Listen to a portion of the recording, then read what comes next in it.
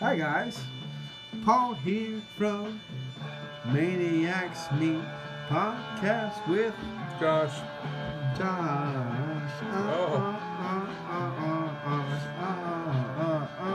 Yeah. Hey, we're here doing some Sasquatch talking, drinking beer, getting tattoos. I need to smack at some point in time. Oh, fuck! There you go. And Set it and forget it. beer, food, by the way, too. Food. Don't forget food. I get food. And Sasquatch. Sassy Why'd Swatch. you get tattooed? What did I get tattooed? Yeah. I got spider ham. Why don't you show the people your leg? See my leg? It's I see spider ham. spider ham. Spider ham. Nah. Spider ham. Spider ham. Doing the best that a spider can. Spider ham. Yes. And we're here talking about what? We're talking about two movies. The Legend. Oh, Boggy Creek. And Sasquatch. what are these films loosely based off? Go on. Tell us. Wait, what? What are these films loosely based off of? Of Legend and Folklore? Yes. This one is actually based on a true story, though. Yes. Actual events. Actual events. Sasquatch. Well, they both are. Yes. Of They course. both are. But this is more documentary style, Yes. or this is actually a movie. Right. So, We're basing everything off the legend of Bigfoot. we live in Northeast PA. I saw Bigfoot one I night, saw Bigfoot one night when you came home from my night. and I was very drunk, Very drunk. and I almost died. Yes. And you actually left the book that I was going to reference way over there. I got this. And turn on the Agata Navita a little bit. Sorry, what am I doing? On that side, just turn it out a little bit. Turn it down? Yeah, a little bit. Perfect. Okay. We are going to talk about right now The Legend of Boggy Creek, which by Charles P. Bierce, I think it was. And of course, it was his interpretation of growing up in the Boggy Creek area in Fouke, Arkansas, and on reliving his childhood memories of the Boggy Creek monster, aka the Fouke monster, and this kind of documentary, like you said, documentary interpretation of what happened in his area with this unknown beast that escapes back into the creeks. Yes. And go. So it's documentary style. This guy is also the guy, if I'm not mistaken, who did the Town of the Dreaded Send. Absolutely. Is it the same area? The same area. Yes. Is it really? My theory, and this is a fun theory, by the way, I want to fuck Donwell so fucking hard. Oh. My other theory is, you know, in the end of the Town of the Dreaded Sundown, the killer escapes into Boggy Creek. Oh. I feel he became the Boggy Creek monster. Wow. Wouldn't that be the whole thing? That people stays away from him because he feels like he's a beast and he kind of hides out in the I swamp. never ever put that together until this point. How about that? I was this old today when I found that out. What do you think about that theory? That's I think it's a great genius theory, and I would do the same if I was a serial killer. Exactly. Thank you. Thank you. Thank you. Wow. Yes. And go. So anyway, it's a document-style film. Mockumentary, maybe? Mockumentary? No. No? That comes later. I have another one of those. Okay. Yeah. So anyway, it's a documentary. Oh, cheers to you, Angel of Mercy. And so what they do is, and they interview actually real people that Yes, that were in all the real experiencing it. people in this are real. They have their encounters. They speak up and reenact them. Mm-hmm. It goes. There's a wide age group too. There's like old dudes and then Little younger tiny, people. yeah, absolutely. If absolutely. I'm not mistaken too, they kidnapped a child, or he attempted to. No, the baby was making him come to the house to attack the house. that's what it was. Yes. Because he came through the window. Yes. Yeah. My mother saw this in Mississippi back in the day when she was a young child, and saw this in the theater. And when the Bigfoot at the Fouke monster came through the window of the bathroom, it still to this day freaks her out. She's Oh, done. it's terrible. No, I remember watching it. Even like when I first bought this, like even it's freaky as hell. Yeah, and you can imagine being a young child at the time in that area because she came from Mississippi back in the day. Seeing this, it freaked her the fuck out. Yeah, I mean, you know, what's cool too is it's one of those movies that really play on let your imagination run because It they don't does. ever actually show the monster No, other than very, arms. very distant. Yeah, it's Very always really distant Yeah. or real close. It's only arms. Yes. You only ever see its face for what 2 seconds. They say. Right. and that's it. So I mean, it's really cool because your imagination can really work. A lot of times too, they pull into this idea of like, you know, for instance, like the honey swamp monster, where there's very three-toed kind of thing. There's bipedal tracks, but they're xenomorphs. You know what I mean? They have only 3 toes or 2 toes. Yeah. But the thing is, that's what happens when you get interbreeding within species. One of the things that happens when you get interbreeding within species, the first thing that you can see is the hands. They start clawing, you start missing digits and stuff. So it makes sense if there was a giant population of ape species, undefined ape species in the southwest of America, southeast of America, they're going to be populating within their own ranks. Absolutely. And you're going to have inbreeding, you're going to have those things. Also, down there, we might have very, well, by the way, if you haven't told us, had the tonality already, we like Bigfoot, we understand Bigfoot, like we want Bigfoot there. If you have up in the Pacific Northwest, you have berries, you have foliage, you have cool weather, right? You have those kind of tonalities. But down here in the South, you have hot weather, you have bugs, you have things that are trying to bite you and kill you. You're going to have more of an aggressive species. And the more carnivorous they are, the more intelligent the brain grows faster, and the more fucking savvy and savage they will be. So you're going to have a more of attacking, very, very, very vulgar, very in-your-face beast, unlike the very passive, aggressive beast that you would have in the Pacific Northwest. Yes. It just makes sense. The differentiation of toes because of inbreeding, yes, and the attachment, the attitude of these people because of the fact that it's hot weather, growing up eating only meat, the whole thing trying to survive, you're gonna have a different fucking attitude. So everything makes sense. Everything makes sense about this film. Everything makes sense about the whole idea of everything in that area. So it's very interesting for me as a person that likes Bigfoot, researches Bigfoot, and a person that just likes the film. I mean, Charles Pierce wrote all the music. I think the music fits perfectly. I really, really love this. I to this day am trying to find the soundtrack, and I cannot do it. I really want the soundtrack on vinyl, CD, or tape. It doesn't matter. Does it exist? I can't find a copy of the soundtrack. Legend of Boggy Creek is one of the absolute utmost films that a Bigfoot and a horror movie people that need to have. Absolutely. That's my opinion. A fun movie. What do you think about the film overall? Overall, as a horror fan, yes, I give this movie, for its nostalgia, for me, I give this an 8. An 8, yeah. 8, absolutely an 8. For the average horror fan, the bandwagon people, you have to respect the nostalgic stuff. You understand what the movie is for what it is. I would still come this in as a 6 even. What about Bigfoot people? Oh, Bigfoot people. This 10. That's a 10. This is essential. I want to go up right now. Essential for I have The Beast of Boggy Creek by Lion Blackbird, and he wrote this, and of course he is a definitely adamant researcher of the paranormal in the southeast of America. Beautiful, different depictions of that by artists, and of course it says, "Paul, welcome to Boggy Creek, Lion Blackbird," because I got it signed because I'm that guy in 2016. That's awesome. There you go. And of course I have the Legend of Boggy Creek shirt too, the Beast of Boggy Creek shirt, because I'm a dork.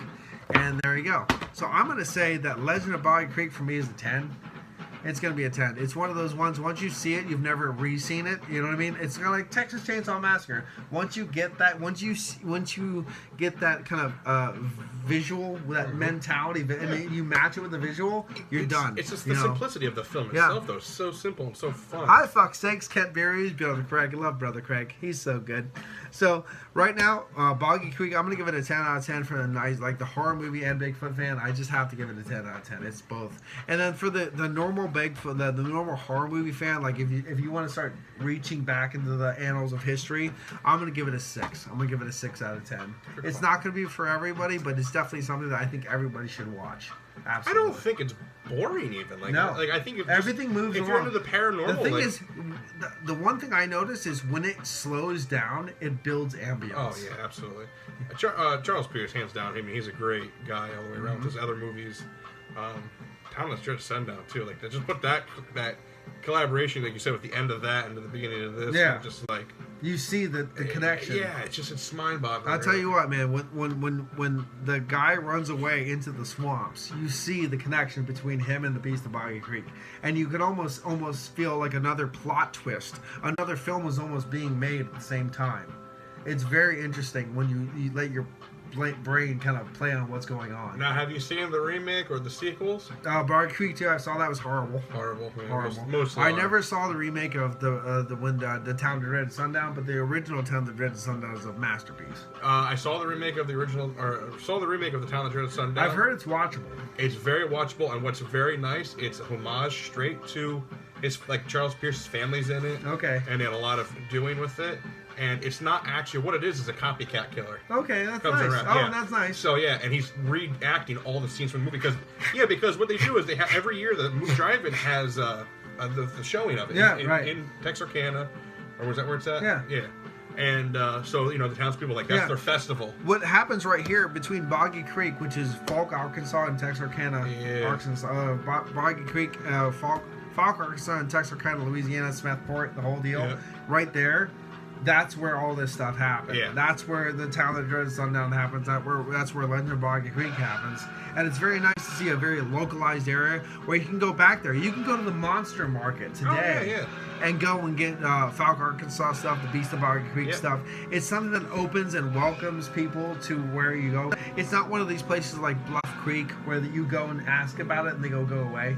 You know what I mean? It's very inviting. I like that. Absolutely. And well, that's the thing about the remake too is the older crowd don't think we should be glorifying the murders or the movie even. Yeah, and the younger crowd's like, no, this is what brings tourists and brings revenue brings money in. So and then you have the copycat killer going around killing people. Right. But no, they have like a festival there every year, I guess. From real I life. would love to travel down to Falk, Arkansas because my family lives in Mississippi anyway, so that's not that very far. But travel to Falk, Arkansas, and just have a cup of coffee in the Monster Mart in the morning, and just sit and listen to everybody talking. Their normal Millville backwoods talk. You know what I mean? You know that's fucking relevant. But if you have a partner with me going down to Falk, Arkansas to go to the Monster Market to have a nice cup of coffee in the morning, just to see what they has to see the nuance and stuff, and just enjoy the environment. We're in a fucking novel. Okay. The remark of the Town That Dreaded Sundown was flawed because it was essentially Scream tried to be meta when it didn't have to be. And it was a shame, and there was good stuff in there. There was good stuff in there, but he doesn't like Town That Dreaded Sundown apparently. Sorry. So one of our many comments about Town That Dreaded Sundown was horrible.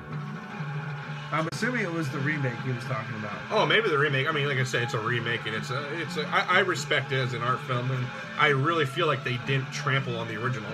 Yeah. I really feel like they kind of just, I think we should drink.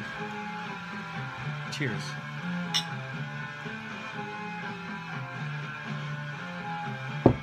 What's next, bud?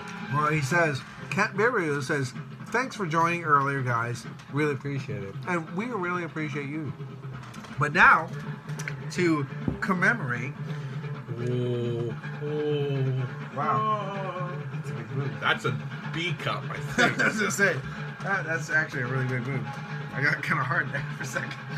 And we're going to open up a Bigfoot right now. We're going to open up a Bigfoot, a vintage Bigfoot, so it's not like a woman's foot. Let me see your finger. My finger? Yeah. There you go. When you take that home, and you show the cop that you're vintage. I'm like, I'm not driving. I'm not. I'm not drunk. It wasn't me. I'm vintage. Oh, this is a Bigfoot. This is a vintage bourbon barrel aged Bigfoot. This is the vintage, so it's a year 1, 2, and 3 Bigfoot. Vintage and put in bourbon barrels. I love your fucking beer talk as it goes right over my fucking head. You're like, it's a this and it. But you're supposed to enjoy it and shut up. Let me see the bottle. Trip in the Woods. It's Trip in the Woods. The Sierra Nevada from Chico, California. This is the barrel aged series of the vintage Bigfoot aged in bourbon barrels. And of course, so it's fucking year awesome. 1, 2, and 3 aged there in vintage and then put in bourbon barrels. So I hope you appreciate it. I like it. Let's have a drink. Cheers, mate. Cheers, mate. Oh. Now sniff it first. And then drink it. It's hokey. Sniff it while you drink it. Drowned in it.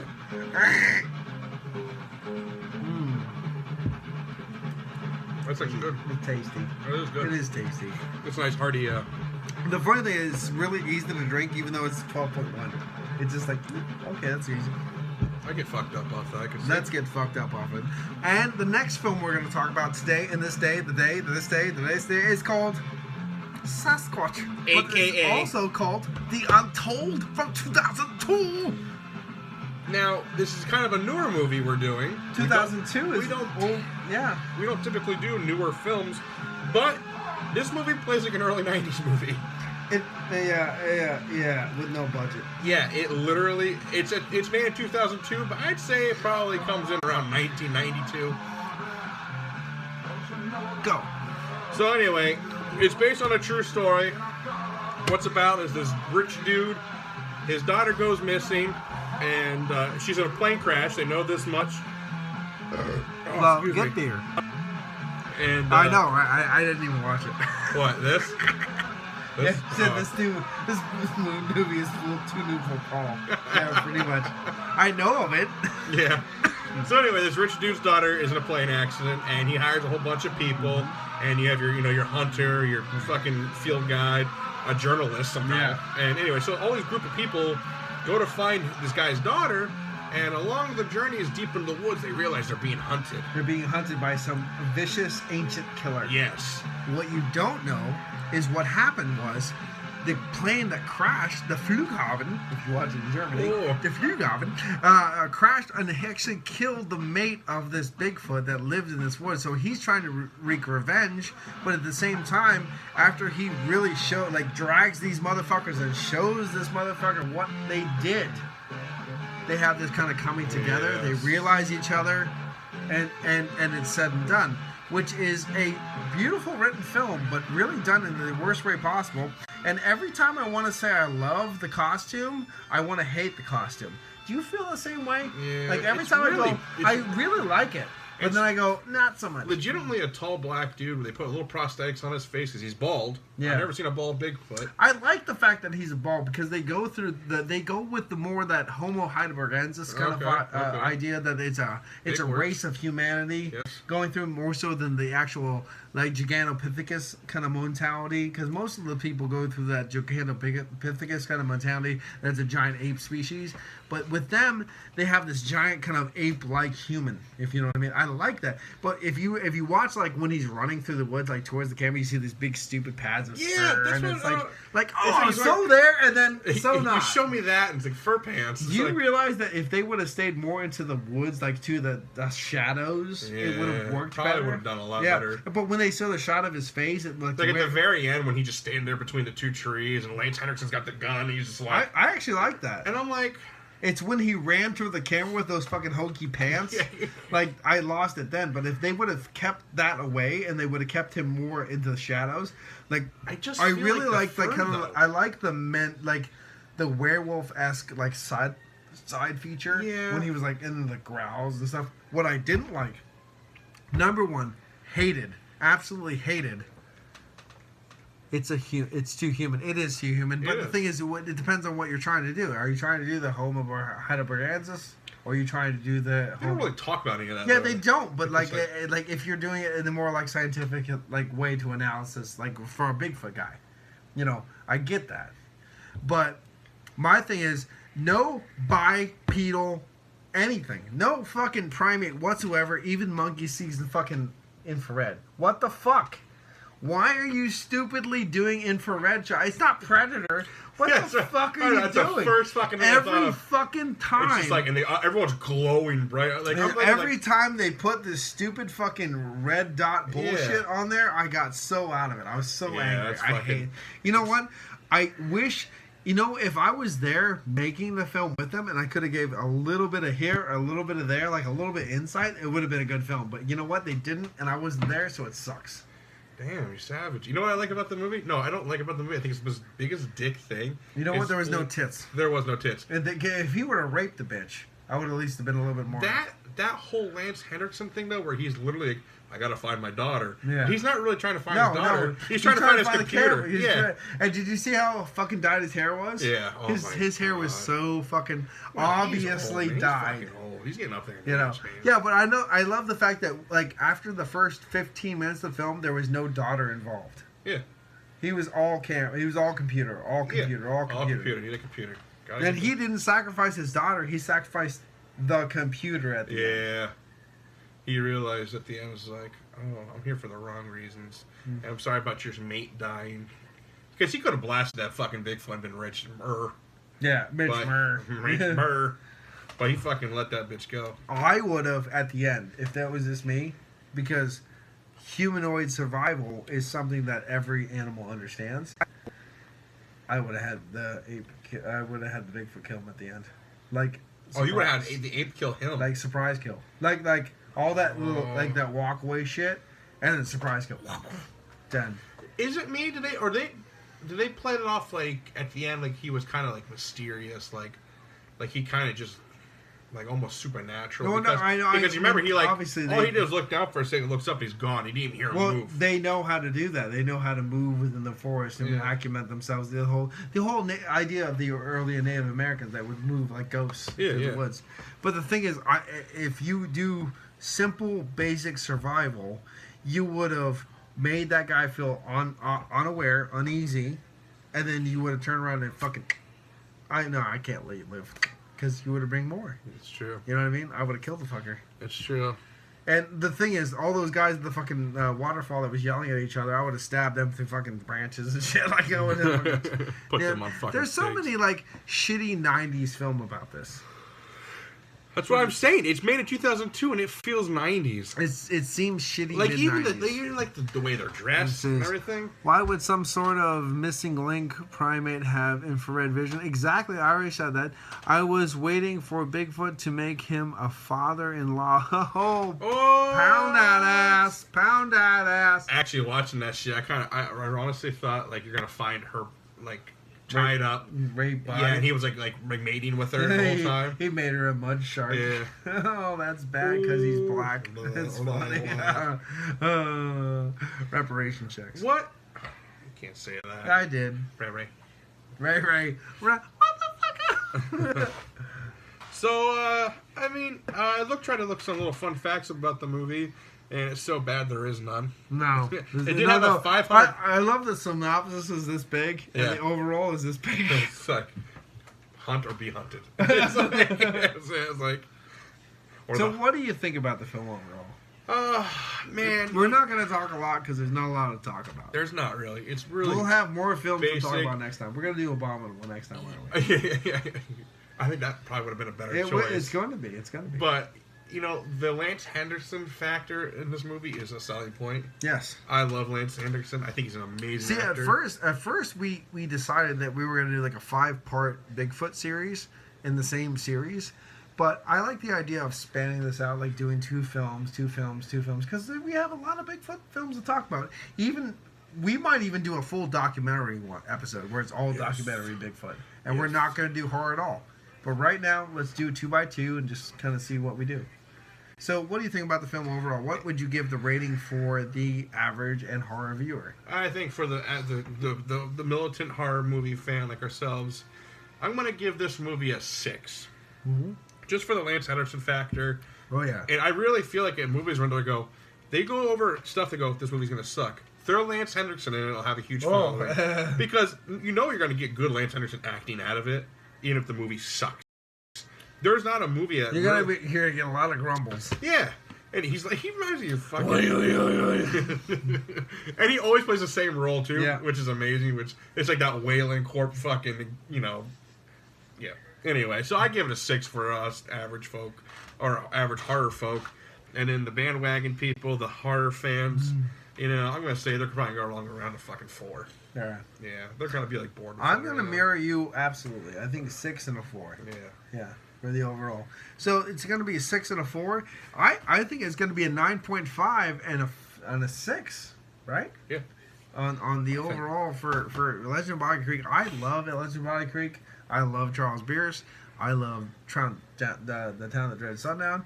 Sasquatch is like you said. I actually thought it was really cool you had those VHS though. I think Hank. I got it at Hank's. Oh, I really? Yeah, like back when he sold VHS. Yeah, I picked up. It was $1. And I'm like, I looked at it, and go, oh yeah, it's got Lance Henriksen in it, and it says Sasquatch. I thought you were gonna bring the VHS. I think it's really cool you have the VHS. Yeah. Yeah. So yeah, I love that. Be kind, rewind. Be kind, rewind, baby. Hashtag never forget. Yeah, if you look at Lance Henriksen in this film, that's exactly what he looks like the whole film. I don't think he ever changes one bit. Nope, like, that's the way he looks the whole film. He just goes. This might be one of the Lance Henriksen's last films actually, because he was so mummified. But yeah, truly. Have you seen? I just saw him today. We were watching a movie at the shop, and he was in it. And he was old as hell, and you could tell they're like holding him up with like sticks and shit, like, and he's saying his lines. Jesus Christ, and pikes and dykes. It's gonna be sad. He's gonna be one of those sad dudes when he goes and be like, I feel bad we're talking about him now. I will say this: tomorrow. We're talking about Lance Henriksen. He'll be dead tomorrow. Yeah, that's how it always is. Rest in peace, Dick Miller. Yeah, and Julie Adams. Let's go down the list. There was another one. No, dude, there was a couple. Yeah. Let's go down the list of people we mentioned that fucking die exactly after we talk about them. God, I'm sorry, Lance Henriksen, if you died tonight. Yeah, it's gonna be fucking funny though. So, anyway, this has been Paul. Josh. Maniacs Meat Podcast, episode 38. I don't know why you're counting. I think it's 38. I think it is. This is our first Bigfoot episode, and it will not be our last. No, this was fun. I enjoyed this. Do you think we talked enough about Bigfoot? I think we should talk about more, maybe next time. Next time, I think what we need to do is give a little. I think I need to pull out some Bigfoot literature. You need to pull out some Bigfoot literature. I have books. I know, that's what I'm saying, and I have books too, and we kind of need to collaborate. Go the whole time. And just go the fucking whole time, man. Yeah. I think with like a 4-hour Bigfoot podcast. Yeah, absolutely. Just make the whole fucking night of it, and just fucking have fun, and especially talk about experiences. Because in Northeast PA, especially the Bigfoot episode where we don't do like horror, we just do straight Bigfoot. Yeah, that sounds good. Okay, this has been Paul. Josh. Maniacs Meat Podcast, episode 38, and we'll see you next time on the Maniacs Meat Slasher Sunday, and of course, where are you going with that? I don't know. I was gonna say Maniacs Meat Podcast, but that's not gonna happen tonight because they didn't do it. And then, of course, Trashy Tuesday. Until next time, cheers. Bye bye. Let's see what she said. You need a memoranda behind you so all the actors who died memoriam.